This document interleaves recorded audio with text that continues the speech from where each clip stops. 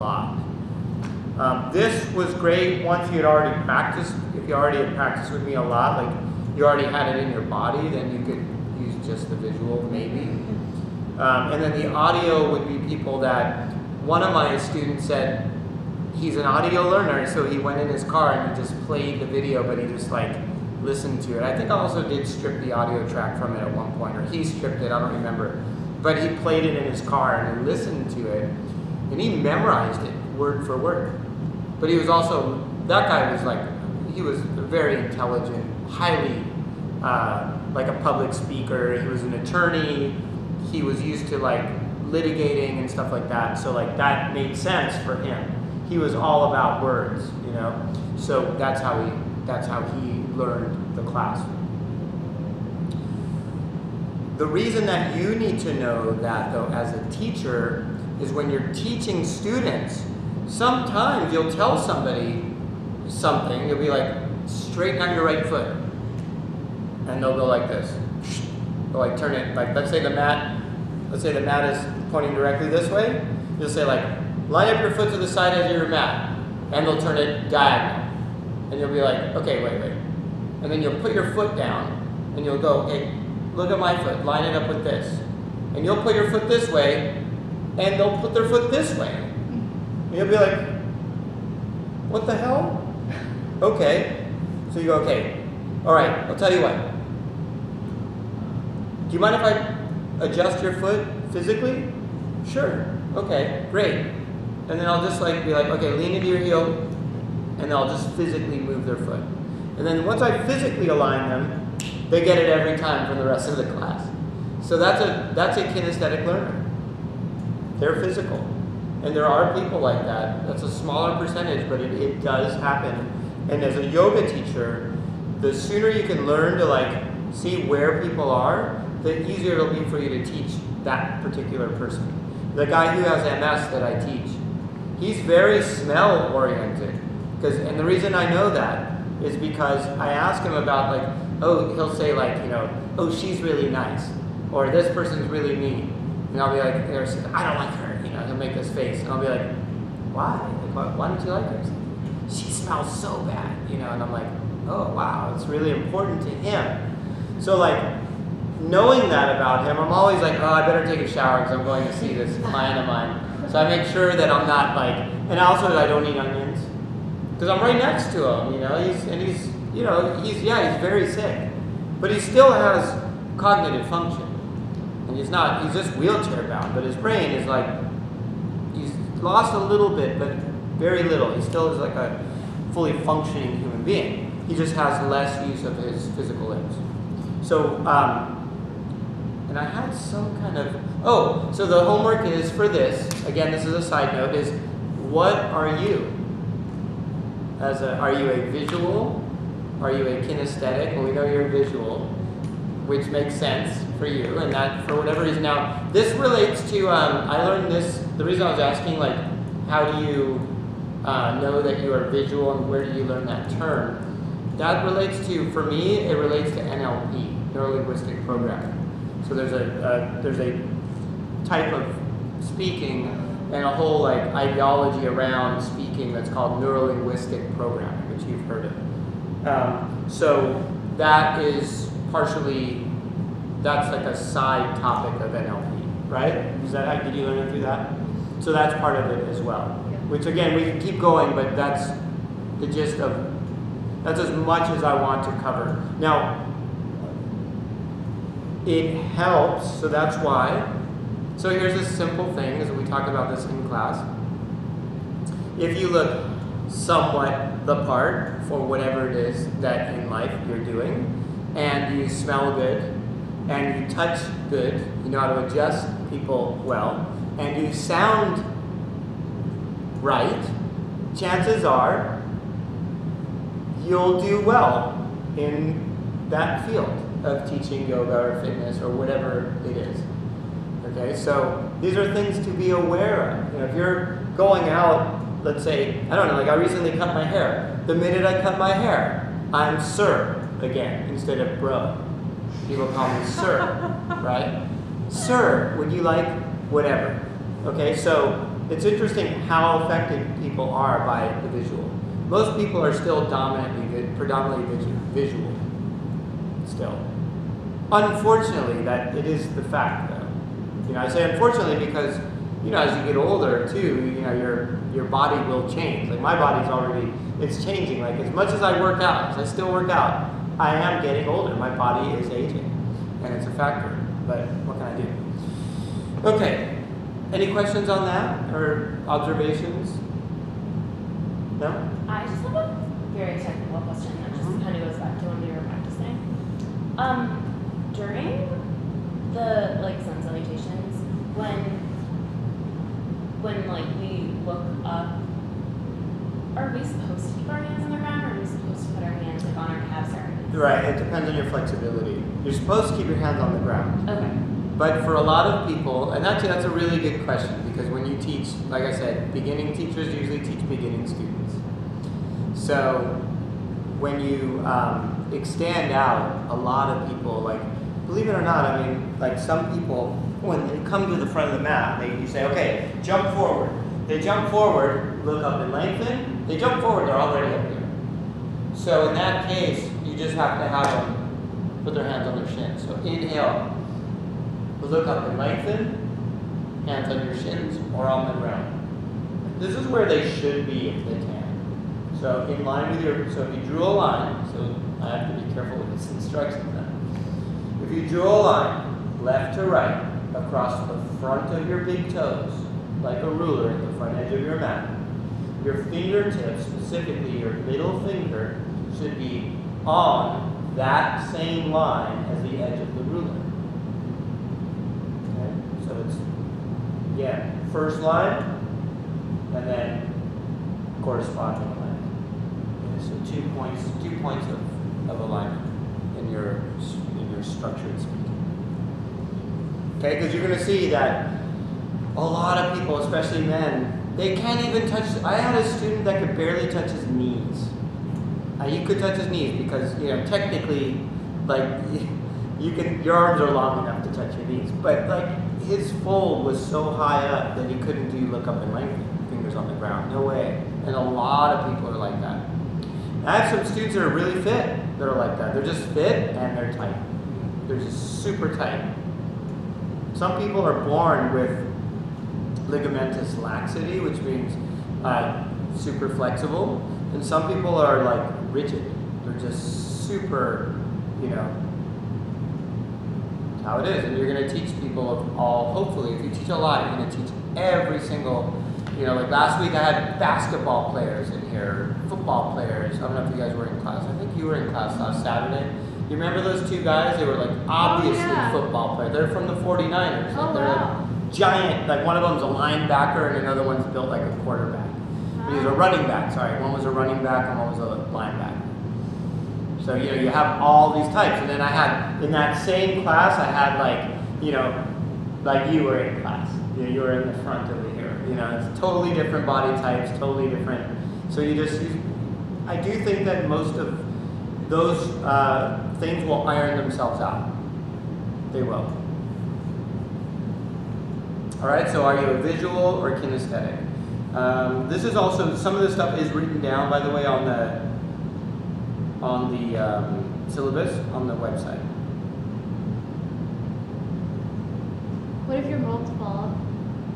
Everyone is a combination of those things. Nobody's one thing, but some people are dominant, really dominant on one side, and usually they know it. Most people are visual learners. I'm really auditory. Yeah, I'm very auditory. Yeah. But most people, I think, are on the visual side. It's more common. I don't know. I'd have to see what the studies are. My experience is more visual. So. Okay.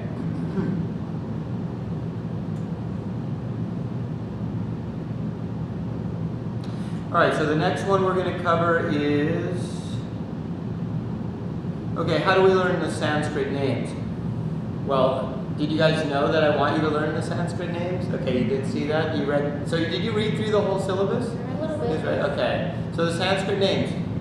Why do you think I want you? Just out of curiosity. And if you notice, I don't want to just lectures. I want to have it as interactive as possible. Why do you think I want you to learn the Sanskrit names? Why does it matter? take more seriously when you know the names. I take them more seriously when I hear them naming them in a different language. I'm like, okay, well they know what they're talking about. That's Right. that's Because what it's I think another about a language. teacher. Right. When they can speak another language practically. Right. Goes back to learning with the visual tool to know the history and of the pose and the original name for it. Mm-hmm. And it's like if you know the root of the word, like it's you learn better and faster because you know what it means. When I was doing linguistics at UCLA, that's what we did. Like garage, it's from French. It's not really English, but it's incorporated in English language. But if you know the root of the word and where it comes from, you basically understand like the elements, the basics of it. I think for me it's like I learn better when I know, oh, this comes from that, or this comes from here, and then Right. it's spread out. Right. Yeah. It gives you a greater. So it is true that the Sanskrit is, and now it may not always be true, but I can say with the Sanskrit, there's a lot of depth to East Indian cosmology and ideology, and the Sanskrit really does contain that depth. Like, for instance, something like knowing like Supta Navasana. So in Sanskrit, Supta Nava. So Supta is like the English word supine, like supine position, right? So that's laying supine. And then Navasana is boat position. Nava, like the English word. Navy, right? Naval forces. Navasana, right? So when you bring those all together, you can kind of get a sense of a little bit better of what those people were talking about. Another good example, even better example, would be like Paschimottanasana. So that means, in English, we call it forward intense stretch. It actually doesn't mean that. It actually means west. It means west intense stretch is what it means. Paschima, like posture. But the reason it means west is because the sun, you practiced facing the sun because you were doing sun salutations. So you're facing east. So when you're stretching intensely for your back, you're stretching the west end of your body at that point. Okay? But the reason it's the west is because you were doing the sun salutation in the morning in India to Surya Namaskara, which means the salutation to the sun god, actually, originally. Again, now, this is way back, but what we're talking about here is the depth of meaning and the reason that the Sanskrit is important, right? And the reason it has more meaning is because there is more meaning, actually. And the reason that you somehow innately know that the person that knows Sanskrit must be really into it, because it's true, actually. If you know all that stuff about something, you could easily just go, Sun A, Sun B, right? But if you actually know the Sanskrit and you say it, then people know somehow that this person really knows what they're talking about. Unless they've purely memorized just the Sanskrit name. But it's still, even that is a level of understanding. Yeah. Okay? Even the Sanskrit name. They may not be able to break it down as to why the word meant what it meant. But even just knowing it is a step. And so that's why I do want you guys to learn the Sanskrit names. And so now the question becomes, where do I get the Sanskrit names? I use most of my nomenclature from Light on Yoga. That's written on here as well. And then there's an online Sanskrit dictionary as well. And then I'll share with you the Sanskrit name. I have the Sanskrit names of the poses written down in like a format. So there's that too.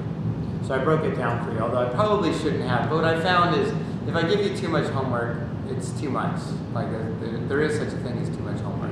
So I want to like keep the homework down to like a relatively to make it easier.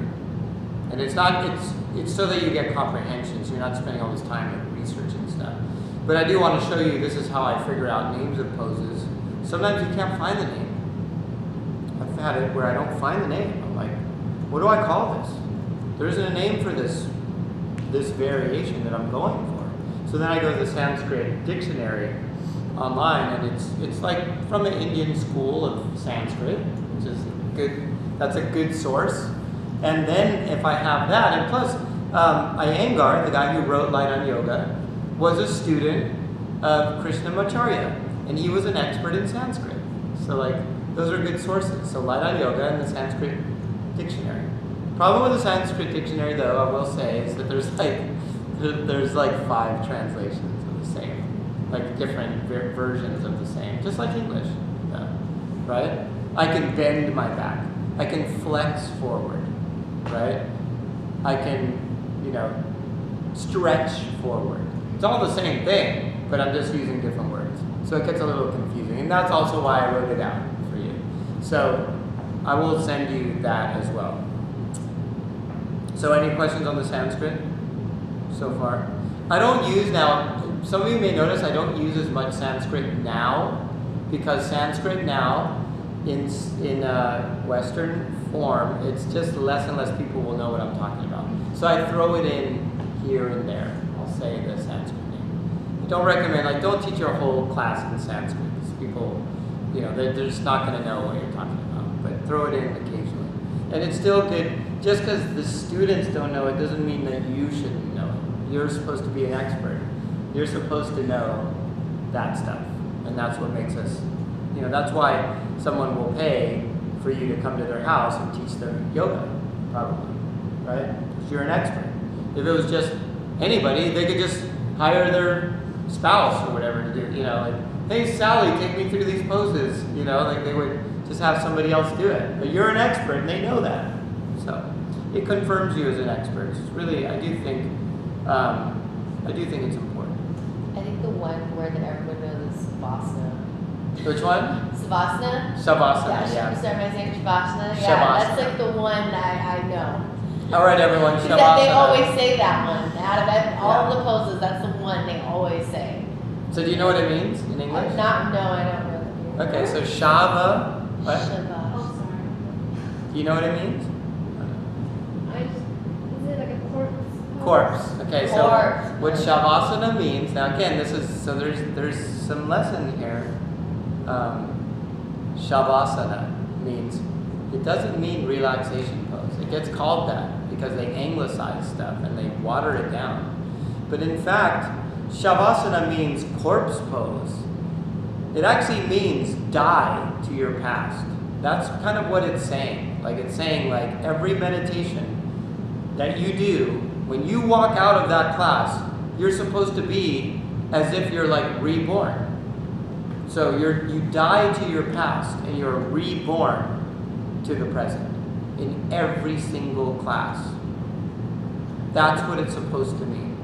It's funny because I feel that way. I didn't know that's what that meant, but when I leave a yoga class, I always say I feel like I'm reborn again. I feel rebirth. Yeah. It's funny because we end with that, and I feel that way. That's exactly. Well, that's the thing about yoga is that you feel it. Yeah, You're exactly. Man, I feel this. I feel that. For Yeah. Sure. Yeah. And you can say it. I say that in class sometimes. I've said it. I'm sure you've probably heard me say it at some point. But I like to say it because we live in such a strong, there's so much media now. There's so much information being thrown at you. To teach classes that have impact, you have to use those kind of drastic means. You have to say things in a drastic way, so that it gets through all of the clutter, I think. But it's different too, the Sanskrit, you're understanding again, yoga does come from India. And as much as I like to say I try to make yoga more approachable for just regular everyday people, it is a different practice. It's like there's so much to this practice, and that it comes from India. Let's at least, at the very least, remember that and like hold it in some kind of reverence. At least give it its due respect. You know what I mean? Doesn't mean it needs to stay stuck. It can morph into whatever, naked yoga, goat yoga, or whatever it's going to end up being, right? It can, and it has, whether we like it or not. But let's also acknowledge the tradition as well, and give it its just respect. So, as you know, I'm not a traditionalist. So I don't want my style to be this old, stuck in the past way. It's like it is a modern style. The minute you're in a group class, paying and listening to music, it's modern. Okay, that's it. Otherwise, you practice with your guru, you followed them, you had chai, you made chai with them, you woke up, you served, you stayed with them, you helped clean their little hut or wherever, their little temple space, and you then did, that's the old-fashioned way. Okay? Nobody does that anymore. Very few. In India, yes, but even that is shrinking. The amount of people doing that is getting very small. Okay? So the Sanskrit is important. Let's use it. Again, my favorite book so far still is Vajrayana Yoga. I'm not a fan of Iyengar, but I do still like his book. And even though I don't like his way, he hit his students and stuff. He would hit his students. Yes. How is that yoga? It's the martial arts thing. I didn't know about that until you mentioned that, by the way. How? It doesn't justify it. No, it definitely doesn't justify it. I didn't really make the connection between the martial arts and yoga until you mentioned that. And I was like, oh wow, it kind of does make a lot of sense now. Well, and the names of the poses, warrior one, I warrior two, didn't and really make that there's so many connection exalted warrior. Yeah. I mean, there's all these, Virabhadra. You're modeling Yeah. a famous warrior image. Yeah. It's the same as saying Conan pose. It's like that on the Western version of it, or Bruce Lee pose. Whatever, right? That's what it's like. I'm just saying. Although it's older, but it's like a similar thing. And I remember when I first learned that, I was like, oh, it doesn't mean warrior? And they're like, well, now it does, yes. But originally, no, it doesn't, actually. It actually originally doesn't. And there's these layers of meanings to it there's so much to this practice. That's why I say, I wish that I could say, yeah, we'll meet this Saturday and Sunday, and you guys will be teachers at the end. It's more that it takes some time. It's a lot of time. Okay, and also we will still, even me, I still will study teachers still, even to this day. Although it's getting harder for me to do, the group classes and stuff, but I do still study them. Okay, nice.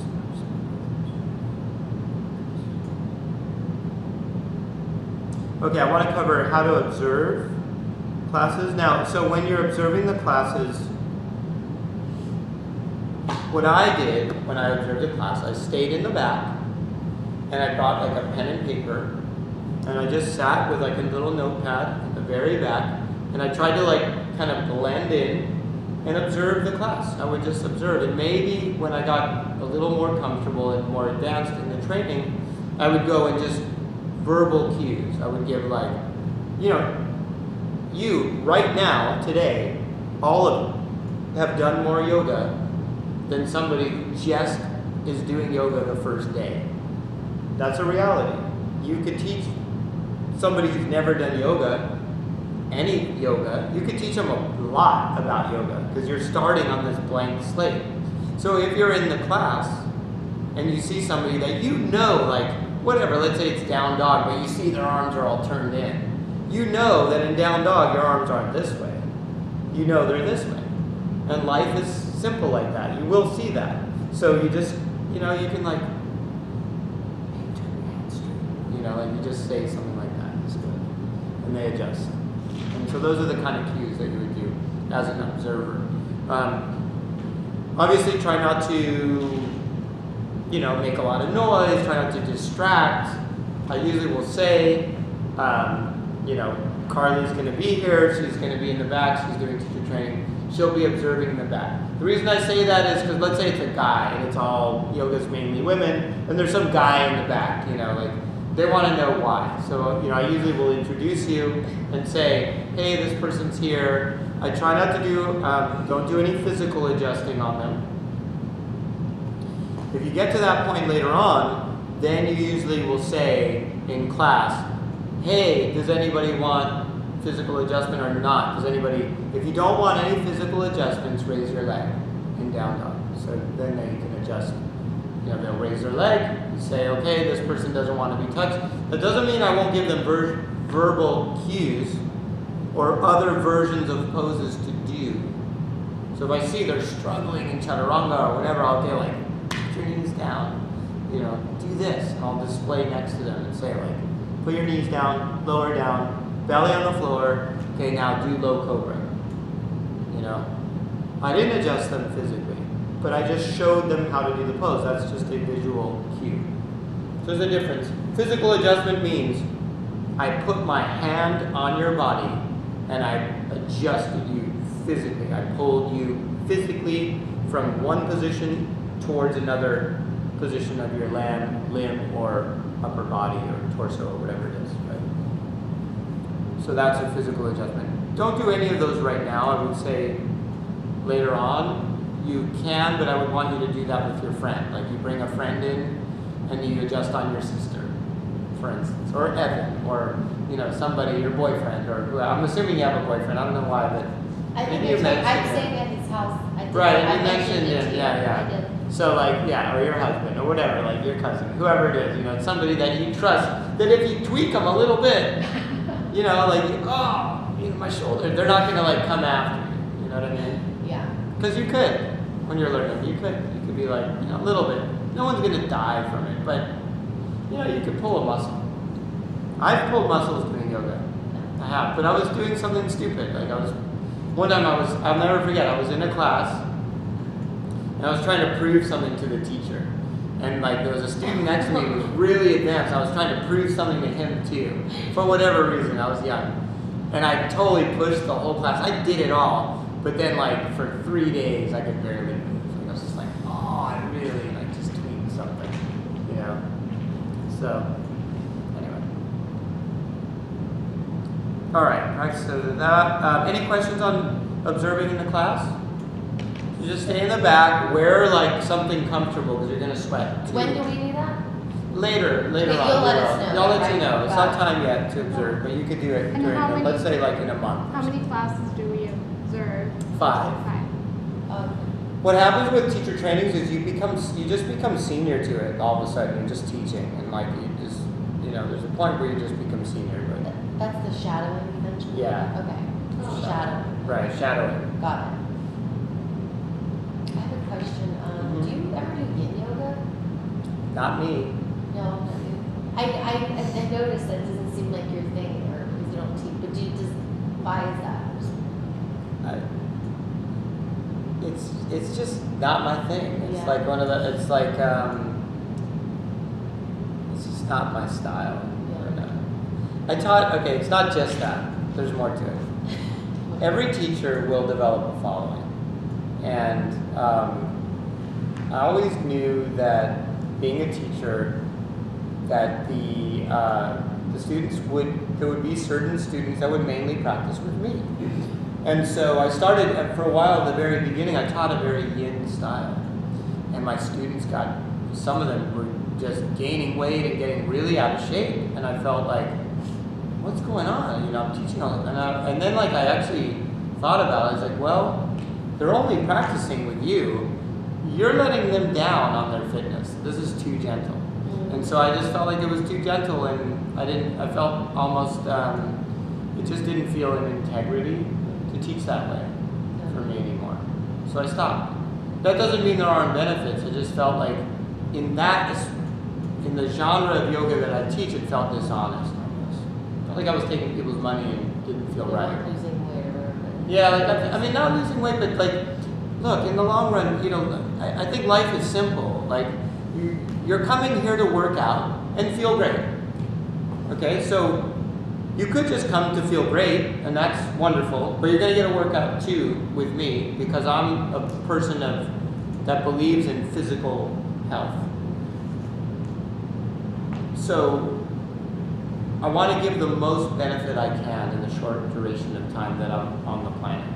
So I felt a little bit I just didn't feel like I was totally in integrity teaching yin because I felt like I was letting my students down, and I felt like, and again, that's just an opinion though, that's just there's benefit to doing yin yoga. And some people maybe will always do yin yoga, and that's fine. I like both. Yeah. What's a yin?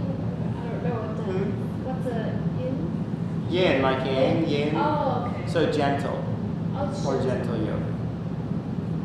Yeah, it's just, I always thought it was more like deep stretches, right? Or is it is gentle? it's sounds- generally, Is no, that yin restorative? yoga It is, is like this. Or maybe I'm thinking about And then restorative. put like logs. yin yoga is like you're laying like that. Yeah. Like this is like a yin yoga. Here's a classic yin yoga. It's like, you do like this. Like on your back, and you got like a Block there. thing there, and you're Bolster. like resting on the block, and then Yeah. and then they come and they like massage your neck. Yeah. Like I don't know. I just feel like Yin yoga, they call it restorative Yeah. now, but that's yin yoga. Is like, so you're in one posture for a really long period of time, like with either blocks underneath the knees, and there's barely any movement Okay. to it at all. There's no chaturangas Okay. or there's no warm up. you will get out of shape if you only do yin Yeah. yoga. That doesn't mean that there's no benefit. It just means it won't be fitness. Yeah, no, definitely not. I do it more for stretching. Like Yeah, side that's lift weights. It's not aerobic exercise. No, Right. no, it's more just opening, yeah, stretching. But whatever you're teaching, you're promoting. So like I think that I have an aversion to laziness, and so because of that, I feel like no, that's not what I'm into. So I'm just stubborn when it comes to it. I might change maybe one day, but so far my experience was kind of a bad experience with it. A lot of my students were just doing yoga with me, and they're like, well, it's fine. I don't even need my physical body. Blah blah blah. There was sort of that conversation going on, and I was like, no, Yeah. And actually there's you not a do. lot of stretching in yin yoga. It's more they say you have an opening. So if you're like this with your legs open and your knees falling apart and you're not really actively stretching, you're not doing anything, you're just opening. So like an Yeah. active inner thigh stretch would be this, or what Stephen does with like the pulsing and the Right. There's no It's just active very stretching. mild generally. Yeah. And there's different variations of yin yoga too. Yeah, but because I've taken some intense yin yoga classes. I'd rather you I've hate. taken really gentle ones and I've taken really Here's my position with that: is I'd rather you hate my class because it wasn't at all what you were looking for, or you love my class because it's exactly what you were looking for. And then I look at the numbers, and the numbers don't lie. People that exercise on a regular basis, generally speaking, there's always the weird occasional where the guy lives to be healthy and fine till he's 100, but generally speaking, most people that exercise vigorously live a longer, healthier lifestyle. That's just a fact. And people will argue with me, and every now and then I meet an old guy who's like, well, I didn't exercise, and I'm all right. And that's true for that one person. But across the board, cardiovascular conditioning, the ability to not be obese, burning calories is important. Because extra weight damages your joints. It's a structure. This is a bearing. My knees are a bearing. I'm not talking about 10 pounds overweight. I'm talking about people like 35 pounds extra weight. It's not something that I want to promote. I'm not saying that I judge somebody who's overweight. I want to help them get healthy. Yeah. When you get to like 30 pounds or more, it starts becoming unhealthy.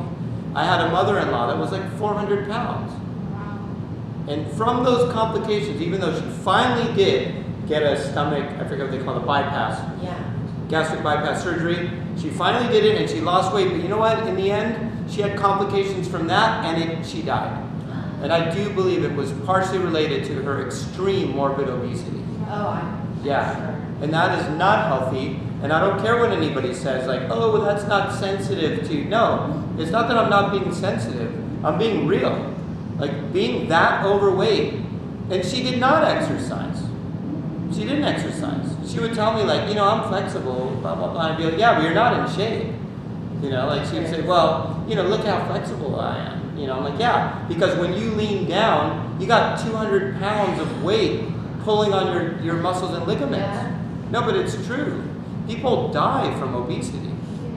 And so if you end up being like, oh, I'm a gentle yin, you might actually be supporting a lifestyle that actually fosters people getting out of shape. This whole physical body is not important, I'm a spiritual being, all this stuff, That's kind of a dangerous road, in my opinion. And I'm not saying like, look, if you have a thyroid condition, you're naturally bigger, okay, whatever, that's a special condition. But barring that, stay fit. Don't find excuses to be lazy. That's, again, and I'm not the right teacher for everybody. My focus, and I do teach people in wheelchairs, so it's not like I'm totally insensitive. I have friends that are very sick, and I teach them, and I do my best with them, and I push them, actually, because they need the kind of pushing that everyone needs. I push them really hard because they like my friend was losing his left arm, like his ability to move his left arm, because nobody was pushing him, because he's in a facility that doesn't care. Nobody cares whether he actually can walk or move or whatever. But when I started working with him, he couldn't even lift a 2-pound weight in his left arm. 2 pounds. Now I have him curling 10-pound weights with his own arm, with his own mobility, his own motor systems, and overhead lifting as well. So he's doing a combination. So that's, I totally see what you're saying. But it's also like it's a driving force. I don't know if you can feel it, but like there's a drive behind it. You know what I mean? There's a reason. Like that's why with all of you, you may find yin is your thing. So, again, like don't let me take away from that. I'm not saying there's no benefit. It's for me what I'm just saying what works for me. You could